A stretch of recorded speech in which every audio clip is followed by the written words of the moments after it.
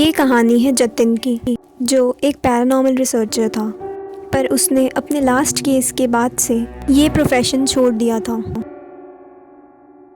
जतिन अपने घर पर सो रहा था, तभी रात के 2 बजे वो लैंडलाइन की आवाज़ से उठ जाता है। हेलो, प्लीज़ मेरी मदद कीजिए। मेरी माँ पता नहीं रोज़ किसी से बात करती है घर पे। तो आपको प्रॉब्लम क्या है? मेरी माँ 2 महीने पहले ही गुजर चुकी है। ये बात सुनने के बाद जतिन रात को ही अपना रिकॉर्डर और बैग लेकर निकल पड़ता है। घर बहुत सुनसान जगह पर था और जब जतिन घर के अंदर जाता है तो बहुत ज़्यादा ठंड थी। तभी उसे एक लड़की के रोने की आवाज़ आती है। कौन हो तुम? मैं ही हूँ जिसने आपको यहाँ पे बुलाया। जतिन रिकॉर्डर को ऑन कर देता है। अगर कोई स्पिरिट यहाँ है तो अपनी प्रेजेंस शो करे। तभी उसे रिकॉर्डर से कुछ आवाज़ आती है। चुटकी, ये तो मेरी माँ मुझे बुलाया करती थी। बुलाती थी। तुम मुझे अभी तक नहीं बोल पाए ना जतिन। ये आवाज़ तो मेरी बीवी की है। कौन हो तुम? क्यों इस लड़की को परेशान कर रहे हो? तुम यहाँ मुझसे मिलने आए हो ना?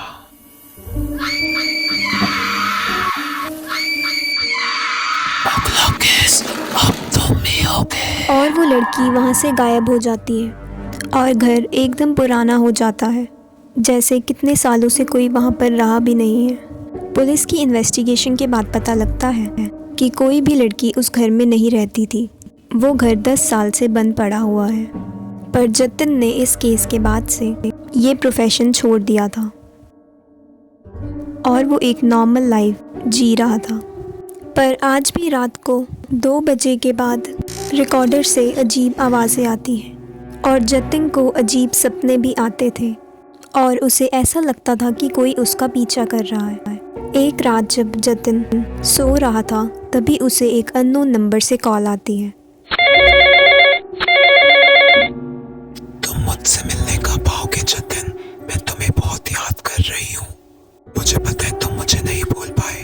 कौन हो तुम और क्यों मेरे पीछे पड़ी हो? मेरी बीवी तो 7 साल पहले ही मर चुकी है।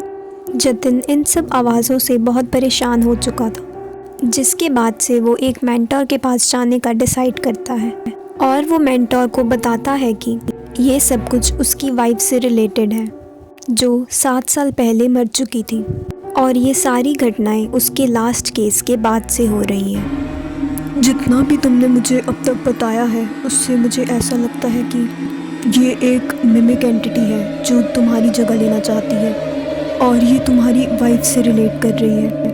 वो तुम्हारी जगह लेना चाहती है। तुम उसके लिए एक एंकर बनते जा रहे हो धीरे धीरे, और ये सब 7 साल के बाद इसलिए हो रहा है क्योंकि तुम अब तक उस गिल्ट से रिकवर नहीं कर पाए और इसका एक ही सॉल्यूशन है, तुम्हें उससे बात करनी होगी।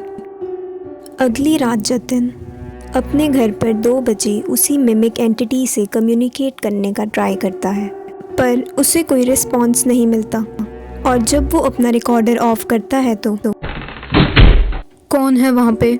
मैं तुम्ही से बात करना चाहता हूँ, मेरे सामने आओ।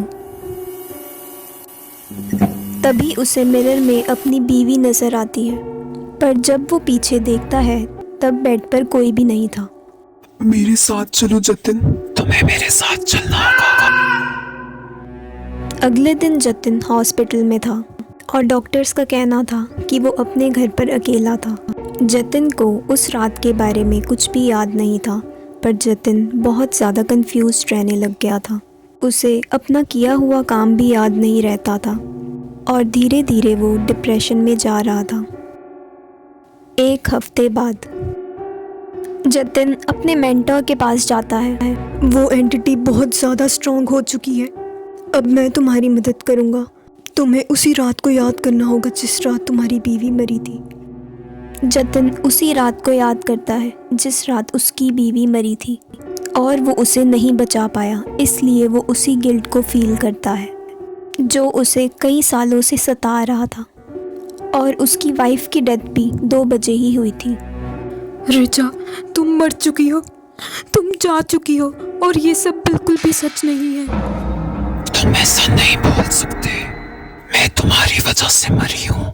जतिन उसकी किसी भी बात पर ध्यान नहीं देता और जतिन बेहोश हो जाता है। और उस रात के बाद से जतिन के साथ कुछ भी बुरा नहीं हुआ।